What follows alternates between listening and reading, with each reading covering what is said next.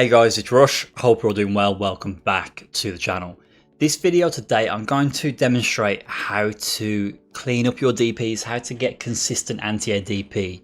With Ken, I think it will apply to Ryu as well. It's not so much for Jury and Luke. They actually have really good anti-air DPs in this game. If you're a Ryu player, if you're a Ken player, and you're finding your DPs, particularly your crosscuts, are whiffing, then this video may explain what's going on. So I've chosen Kimberly as a dummy. She will do a jump forward light kick and I will attempt to light punch DP at close proximity. The reason I've chosen Kimberly at a very basic level is because the combination of the hitbox hurtbox interaction between Ken and Kimberly while she's in the air when I'm doing a DP and her jump arc, she's one of the characters that actually makes the DP whiff the most in Street Fighter 6 at the moment. So she's a good candidate to demonstrate this tech and to practice on as well. So I've got the pad display on and I've got my inputs displayed on the left hand side. The input method I will use to DP in Street Fighter 6 with Ken is always from a crouching position, and I will do down forward, down, down forward and light punch, and that will initiate a DP from a crouching position. To do it quickly, you can see I'm not pressing forward at all.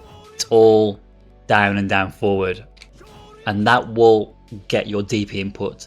Now the reason this is key is because if you do a DP from a standing position, there's more chance of a jumping attack hitting. So Kimberly's standing now at the moment. If I do a jump forward heavy punch, you can see that connects high up as Kimberly standing. So I've got Kimberly crouching now, and I'm going to do a jump forward heavy punch again, and I'll do it pretty early, and you'll see it connects much later in the jump arc because Kimberly is crouching.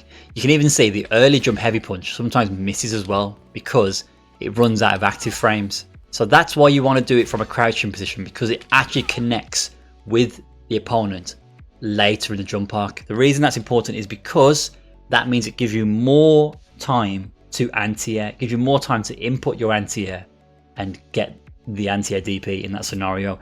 If you do it from a standing position, you have less time to input the DP and you may get hit on the head before your DP even comes out. That's a very common thing to happen in Street Fighter 6. Okay, so Kim is going to jump forward. I'm going to stand at a really awkward range. I'm going to input my DP from a crouching position as late as possible. I would say this is too early at the moment. Do it as late as possible, and the reason for that is because if they go over you, you want it to auto-correct. You need to master the auto-correct in this game from a crouching position. Now, these angles are pretty standard, they're not very difficult. It's very clear that Kimberly's in front. So you haven't got to worry too much about those. You can input the DP early, but these tighter angles like that, you need to do an auto-correct. So I'm still doing it facing Kimberly, but the DP auto-corrects and comes out the other way. Try and get another one like that to show you. It's still in front. I think this should be behind now. There we go. That's super duper late, and I'm not adjusting the direction of my DP. I am doing it as late as possible. So that was too early. That's why it missed. As late as possible for it to auto-correct if they go to the other side. And that is the technique. That is how you get consistent anti-air DP in this game. You do not want to be standing. You need to be crouching. Do it as late as possible and you will auto-correct. It applies to the corner as well. For the auto-correct, they try and jump. They don't actually jump into the corner, but your DP will auto-correct and hit them in the front, even though they look like they're over you. So it's not easy to do. It's very, very difficult, but you have to master the timing and the input method to get it in this way. And I do use light punch DP as well. That's the technique I use. Let's try and get a few more tight crosscuts. The auto corrects. There you go. Perfect. That's exactly how you want to do it. That's it. Timing. I've got it down now. Nice. That is all that I'm showing in this video. You don't need to watch a 20-minute tutorial on how to input DPs.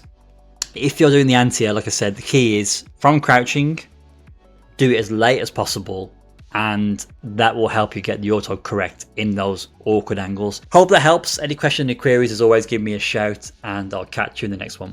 Take care.